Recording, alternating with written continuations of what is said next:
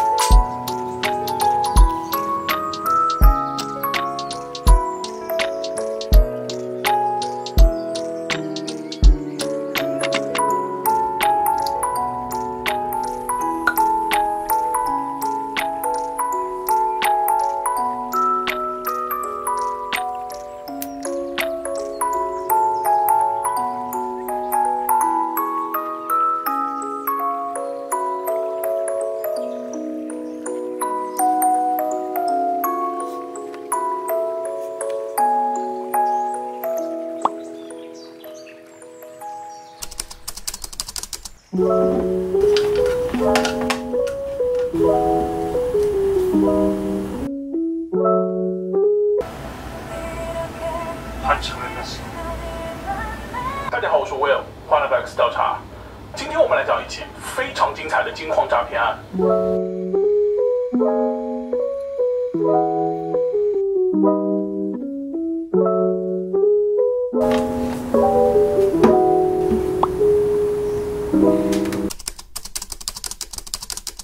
我们要把这个支架把它挂在这边，用来挂那个小夜灯，隔一段距离粘一个，隔一段距离粘一个，这样子粘完整条。把这个 IKEA 的支架用免钉的方式挂到墙壁上面。拿出你刚准备好的纸胶带。如果你买的粘胶有附胶带，你就是用它附的；不然的话，你就是用纸胶带，因为纸胶带不会伤墙壁。然后固定大概几个小时之后，再把纸胶带拿掉。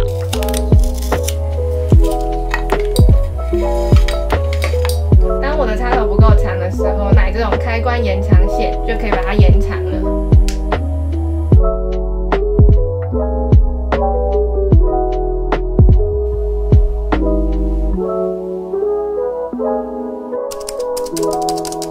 这是 3M 的无痕胶，真的可以做到无痕的。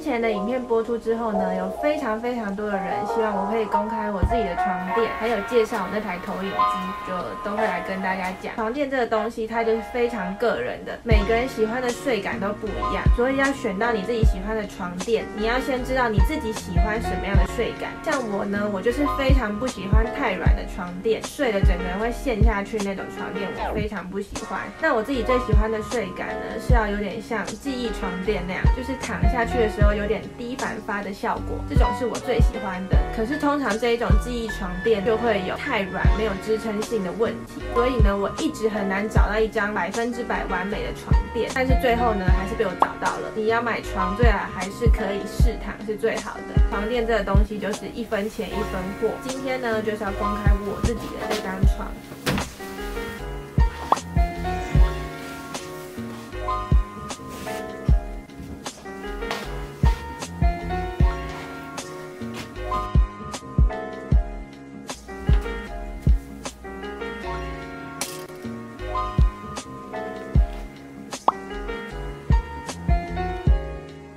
这边呢是一个很厚的泡棉，这是第一层而已。下面这一层啊，这一层超级厚，一般的床可能大概在这边吧，然后它多了整整一个区块，多加这一层就真的睡起来感觉会差很多。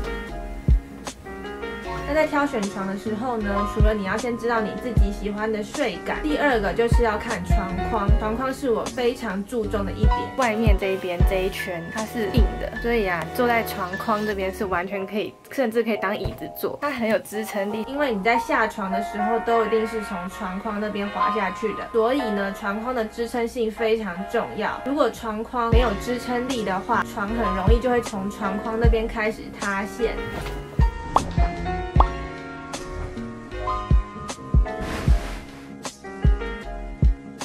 一般的床垫是用泡棉，然后就用粘着的方式把它粘在那个独立筒的四周，但是它这个是用灌模的，这个床边边啊已经到达了就是你怎么压都不会塌陷的地步。第三个是你要看它的它透不透气，因为我以前曾经用很便宜的价钱买过不透气的床垫，那种床垫就是你很容易在半夜睡到整个人热醒。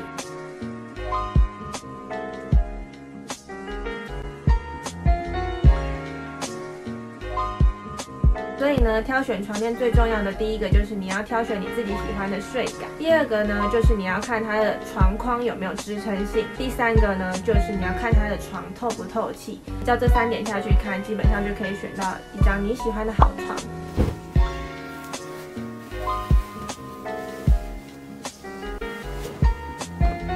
它不是那种很轻的棉花枕，就是它的分量比一般的这种轻轻的枕头重很多。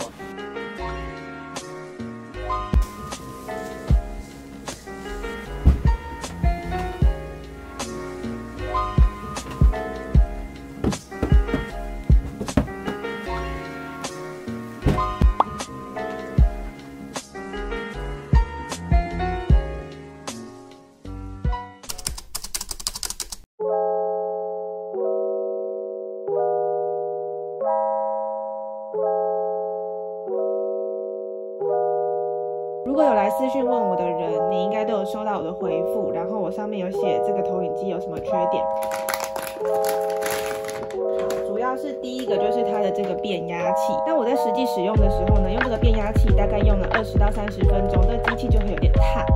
那我不知道是不是有什么问题啊，所以呢我就觉得有点怕怕的。大概放20分钟，然后这变压器变超级烫，我觉得有一点点危险。刚好我的笔电的变压器它的孔跟这个是吻合的，所以呢我就拿我的笔电的变压器插在这上面来试试看，然后就不会有这个问题了。所以呢我就觉得它这个变压器是不是有点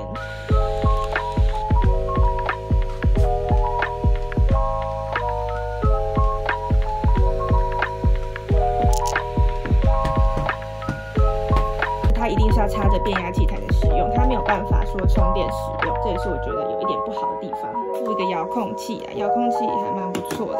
我买的时候它有附一个底座，但是呢，这底座上面的这个球它没有办法固定，架在这上面。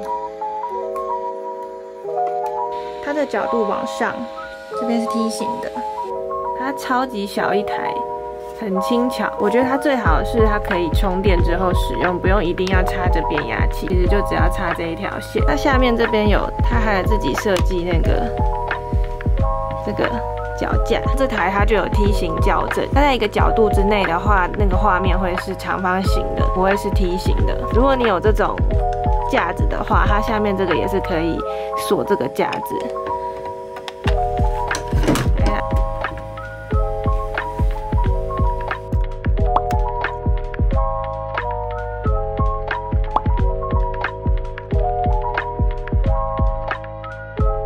我觉得它比较重要就是它的稳定性，它随时打开，随时往墙壁一投，它很容易就可以投影出不错的画面。那我原本那台是我要调很久，因为它稳定性很高，所以我使用它的频率就会变很高。投影机这个东西还是1分钱1分货，那它价格当然会比我原本乱买那台贵一点，毕竟这台画质的呈现啊，还是它操作功能，整个使用起来非常的顺。它的画质你可以看我在我房间拍的这个画面，就是画面非常好看，而且它有梯形校正，像原本那台有很大的噪音，这台在播放的时候它没有什么噪音。那你就是看你自己的需求来选这投影机啦。如果你是平常使用之外，然后你会带出门，会去露营什么使用的话，那这台我是蛮推荐的。你还是要看你自己的使用习惯来选啊。